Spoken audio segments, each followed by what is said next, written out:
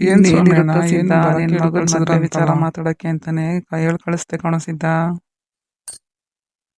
ಪಂಡಿತ್ರ ಹತ್ರ ಹೋಗಿದ್ದೆ ಸಿದ್ಧ, ಕೇಳ್ಕೊಂಬಂದಿದ್ದೀನಿ. ಇಬ್ರು ಜಾತಕನು ತುಂಬಾ ಚೆನ್ನಾಗಿ ಬಂದಿದೆಯಂತೆ. ಮದ್ವೆ ಮಾಡಿದ್ರೆ ತುಂಬಾ ಚೆನ್ನಾಗಿರ್ತಾರಂತೆ. ಲಕ್ಷಕ್ಕೊಂದು ಜಾತಕ ಈ ತರ ಕೂಡ್ ಬರುತ್ತಂತೆ. ಅಷ್ಟು ಚೆನ್ನಾಗಿ ಕೂಡ್ ಬಂದಿದೆಯಂತೆ ನಿನ್ ಮಗಂದನು ಮತ್ತೆ ಕೋಮಲನ್ ಜಾತಕನು. ಇನ್ನೇನಕ್ಕಪ್ಪ ತಡ, ಮದ್ವೆ ಮಾಡಿದ್ರು ಅಷ್ಟು ಸುಖವಾಗಿರ್ತಾರಂತೆ ಮಕ್ಕಳು. ಅದಕ್ಕಿಂತ ನಮ್ಗೆ ಇನ್ನೇನ್ ಬೇಕು ಹೇಳು? ಮಕ್ಳು ಖುಷಿನೇ ನಮ್ ಖುಷಿ ಅಲ್ವಾ? ಜಾತಕ ಹೊಂದಾಣಿಕೆ ಆಗಿರ್ಬೇಕಾಗಿದ್ರೆ ನಾವು ಬೇರೆದ್ರ ಬಗ್ಗೆ ಏನು ತಲೆ ಕೆಡಿಸ್ಕೋಬಾರ್ದು. ಕಣ್ಣು ಮುಚ್ಕೊಂಡು ಮದುವೆ ಮಾಡಿ, ಇವೆರಡು ಜೋಡಿ ತುಂಬಾ ಚೆನ್ನಾಗಿರ್ತವೆ ಅಂತ ಹೇಳಿದ್ದಾರೆ. ಹೊಂದಾಣಿಕೆನೂ ಅಷ್ಟೇ ಚೆನ್ನಾಗಿ ಕೂಡ್ ಬಂದಿದೆಯಂತೆ ಕಣಪ್ಪ ಸಿದ್ಧ.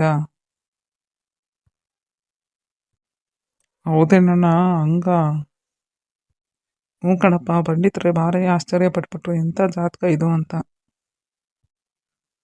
ಆಯ್ತು ಬಿಡೋಣ, ನೋಡೋಣ. ನಾನು ಕೇಳ್ಕೊಬತ್ತೀನಿ ಅಂದ್ರು ನನ್ನೂ ಕೇಳ್ಕೊಂಬರಕ್ ಬಿಡ್ದಿಲ್ಲ. ನೀನೇ ಎಷ್ಟು ತೊಂದರೆ ತಗೊಂಡು ಹೋಗಿ ಕೇಳ್ಕೊಂಬಂದಲ್ಲಣ್ಣ. ಇದರಲ್ಲೇ ಗೊತ್ತಾಗುತ್ತೆ ಕಣಣ್ಣ ನಿನಗೆ ಕೋಮಲನ್ ಬಗ್ಗೆ ಎಷ್ಟು ಕಾಳಜಿ ಇದೆ ಅಂತ. ಹೌದು ಕಣೋ ಸಿದ್ಧ, ನಾನು ಅವತ್ತೇ ಹೇಳಿಲ್ವೇನೋ ನನ್ನ ಮಗಳು ತ್ರಿವೇಣಿ ಬೇರೆ ಅಲ್ಲ, ಕೋಮಲ ಬೇರೆ ಅಲ್ಲ ಅಂತ. ಆಯ್ತು ಸ್ವಾಮಿಯಣ್ಣ, ಹಾಗಾದ್ರೆ ಈ ಖುಷಿ ವಿಚಾರನ ನಾನು ಹೋಗಿ ಶಾಂತಕ್ಕನ್ಗೆ ಹೇಳ್ಬಿಟ್ಟು ಬರ್ತೀನಿ. ನೀನು ಬರೋಣ, ಹೋಗಿ ಮಾತಾಡ್ಕೊಂಬಂದಂಗೂ ಆಗುತ್ತೆ. ನನಗೇನೋ ಬರಬೇಕು ಅಂತಾನೆ ಖುಷಿ ಸಿದ್ಧ, ಆದರೆ ನಿನಗೆ ಗೊತ್ತಲ್ಲ ನೋಡಪ್ಪ. ಮೊದಲೇ ಕೋಮಲವ್ರ ಅಮ್ಮಂಗೆ ನನ್ನ ಕಂಡ್ರೆ ಸ್ವಲ್ಪ ಅಷ್ಟಕ್ಕಷ್ಟೇನೆ. ಅದಕ್ಕೆ ಸಿದ್ಧಣ್ಣ, ನೀನೇ ಹೋಗಿ ಮಾತಾಡ್ಕೊಂಡು ಬಾ. ನನ್ನ ಅವಶ್ಯಕತೆ ಇದ್ರೆ ನಾನು ಖಂಡಿತ ಬರ್ತೀನಿ. ಆಮೇಲೆ ಇನ್ನೊಂದು ವಿಚಾರ ಕಣಪ್ಪ, ನಾನೇ ಹೋಗಿ ಜಾತಕನ ಕೇಳ್ಕೊಂಬಂದೆ ಅಂತ ಹೇಳ್ಬೇಡ, ನೀನೇ ಹೋಗಿ ಕೇಳ್ಕೊಂಬಂದೆ ಅಂತ ಹೇಳು. ಅಲ್ಲ ಕಣಣ್ಣ, ನೀನು ಇಷ್ಟೆಲ್ಲ ಸಹಾಯ ಮಾಡಿದ್ಯಾ, ಯಾಕಣ್ಣ ಶಾಂತಕ ನಿಮ್ಮ ಬಗ್ಗೆ ಆ ಥರ ತಪ್ಪು ತಿಳ್ಕೊತದಲ್ಲ? ಅಯ್ಯೋ, ಅದೆಲ್ಲ ಒಂದು ದೊಡ್ಡ ಕತೆ, ಇನ್ಯಾವಾಗಾದ್ರೂ ಹೇಳ್ತೀನಿ. ಇವಾಗ ಮಕ್ಳದು ಮದುವೆ ಮಾಡೋದು ನೋಡೋಣ, ಅದೆಲ್ಲ ಇರಲಿ ಬಿಡು ಆ ಕಡೆ. ಆದರೂ ನೀನು ಬರ್ದಿಲ್ಲ ಈ ಮದುವೆ ಮುಂದುವರಿಯೋದು ನನಗೆ ಇಷ್ಟ ಇಲ್ಲ ಕಣಣ್ಣ. ಖಂಡಿತ ನೀನು ಬರಲೇಬೇಕು ಕಣಣ್ಣ. ನನ್ನ ಪರವಾಗಿ ಬರೋಣ ನೀನು. ನಿನ್ನ ಪರ ಕೋಮಲನ ಪರ ಅಂತ ಎಲ್ಲ ಇಲ್ಲ ಸಿದ್ಧ, ನನಗೆ ಇಬ್ಬರೂ ಬೇಕು ಸಿದ್ಧ. ಆಮೇಲೆ ಹೇಳಿದ್ದಂಗಂತೂ ನಾನು ಕೋಮಲನ ಹೋಗಿ ಬಂದು ನೋಡೋಕ್ಕಾಯ್ತಿರಲಿಲ್ಲ. ನಿನ್ನ ಮನೆಗಾದರೂ ಬಂದಾಗಾದ್ರೂ ನಾನು ಹೋಗಿ ಬಂದು ನೋಡೋಕ್ಕಾದ್ರೂ ಆಗುತ್ತೆ ಅನ್ನೋದು ನಂದು ಒಂದು ಆಸೆ ಇದೆ.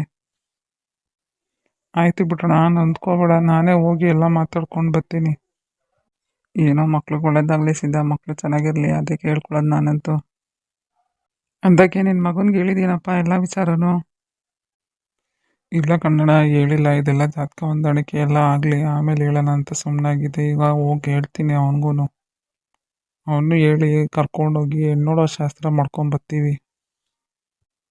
ಅಂದಾಗೆ ಅವನು ಸಿಟಿಗೆ ಹೋಗ್ಬೇಕು ಅಂತಿದ್ನಲ್ಲಪ್ಪ, ಎಲ್ಲಿವರೆಗೂ ಬಂತು ಆ ವಿಚಾರ? ಏನೋ ಅಣ್ಣ, ಅವನ ಆಟ ಅಂತೂ ಬಿಟ್ಟಿಲ್ಲ, ಹೋಗ್ಬೇಕು ಅಂತ ಆಟ ಮಾಡ್ಕೊಂಡು ಕೂತವನೆ. ಸರಿ, ನಾವು ಇನ್ನೇನು ಮಾಡೋದು, ಆಯಿತು ಹೋಗ್ಲಿ ಅಂತ ಸುಮ್ಮನೆ ಆಗಿದ್ದೀವಿ. ಆಯಿತು ಬಿಡು, ಹೋಗ್ತೀನಿ ಅಂದರೆ ಇನ್ನೇನು ಮಾಡೋಕ್ಕಾಗುತ್ತೆ, ನೀನು ತಾನೇ. ಸರಿ ಕಣಣ್ಣ, ಆಯಿತು, ನಾನು ಇನ್ನು ಬರ್ತೀನಿ ಕಣಣ್ಣ. ಆಯಿತು ಕಣ ಸಿದ್ಧ, ಒಳ್ಳೇದಾಗಲಿ, ಹೋಗ್ಬಿಟ್ಟು ಬಾ. ಅಂತೂ ಇಂತೂ ಜಾತಕ ಕೂಡ್ ಬರ್ದೇ ಇದ್ರು ಸಹ ನಾನು ಹೇಳ್ಬಿಟ್ಟಿದ್ದೀನಿ, ಜಾತಕ ಚೆನ್ನಾಗಿ ಹೊಂದಾಣಿಕೆ ಆಗೈತೆ, ಕೂಡ್ ಬಂದೈತೆ ಅಂತ.